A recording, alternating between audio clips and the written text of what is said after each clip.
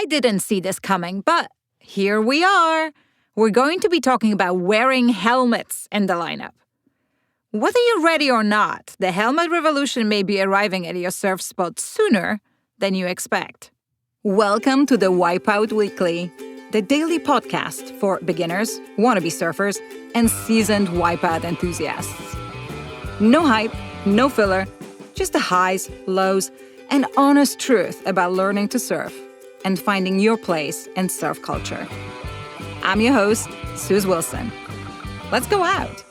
There's a good chance that the last time you paddled out and thought about what you're wearing on your head was never.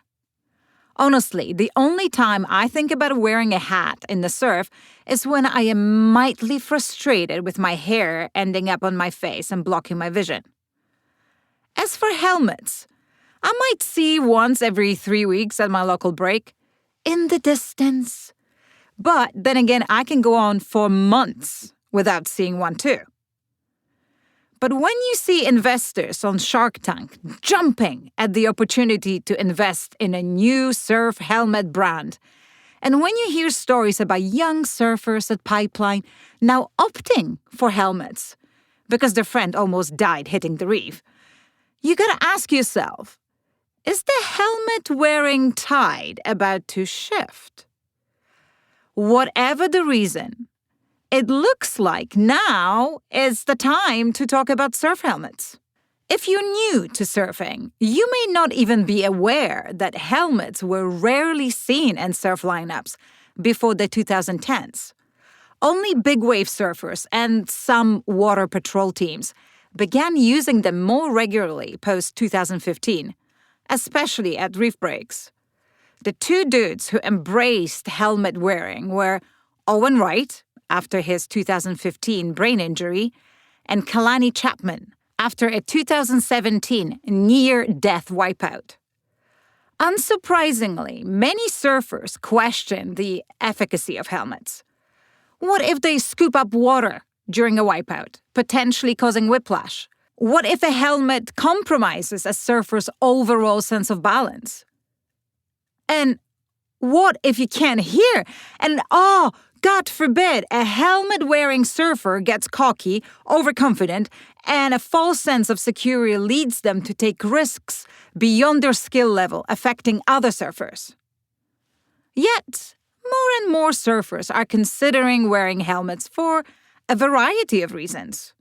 Some, following close calls or traumatic incidents. The common igniters, I'd call them after-the-fact moments, are when their head hits the reef, they take a board to the head, or they get knocked out. Other riders see them as a solution to medical conditions they've been dealing with, like prior TBI, concussions, or neurological vulnerabilities.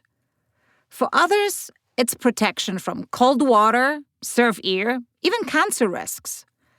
And some just want to feel safer in crowded lineups, bigger wave conditions, and shallow waters.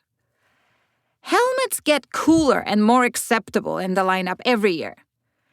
But if you're considering one, it's worth knowing what they're good for and what they're useless for. Worried about skull fractures, scalp lacerations, cuts from fins or rails? A helmet is your friend. It may protect you from minor knocks from boards during wipeouts, and it will offer some impact reduction on reefs or rocks.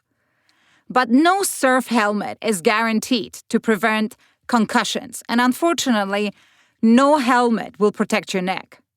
No helmet on the market has top-tier lab ratings for rotational or impulse force protection. In plain speak, the former relates to how well a surf helmet deals with the forces that contribute significantly to concussions and brain injury, and the latter, how well a helmet absorbs impact forces, basically how hard the blow is and how much of that force is transferred to the head. The Virginia Tech Helmet Lab is an independent research lab that tests helmets and publishes performance rating based on how well they protect the head in realistic impact scenarios. So definitely worth checking their ratings before you get a surf helmet. I feel like we need to have a separate guide to helmets because there are so many things to consider. We have hard shell helmets like Gath, which come in Neo, Eva, Getty. They are the most common, also the most polarizing. There's Simba from Surftech, which apparently offers better coverage for chin and temples, but ends up bulkier as a result. And a new entrant, Oakley WTR Icon, a newer, premium option. Then we enter the universe of shell plus hat combos and soft helmets. The Shark Tank star Surf Skull offers a soft shell plus hat, a brim hat helmet hybrid. DMC's soft surf helmet is supposed to be good for sandy breaks. Monera is an interesting one because it's a soft shell that hardens on impact. It's a feature of being made from a non-Newtonian material. Olean from Decathlon is a popular budget option. Is there a case against wearing a surf helmet? There is a bit of a kook factor, stigma, and I don't want to stand out. But that will change for sure in due time.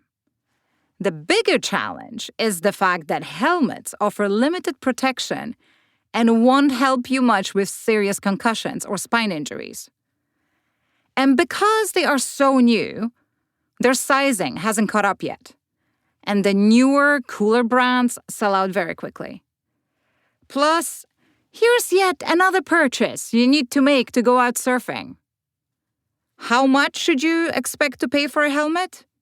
Depending on what it's made of, anywhere from $50 to $200. Should you get one? Only you can tell. In 2024, the International Surfing Association recommended protective headwear for athletes competing at Chopu in the Olympics. And now think about this. In snow sports, helmet wearing went from about 25% in 2002 to around 90% in 2023 among skiers and snowboarders. I'll leave you with that stat. And that's all for today. Check out the Wipeout Weekly for our free newsletter, more stories and ways to connect with us. Thanks for listening. See you tomorrow for more of the Wipeout Weekly.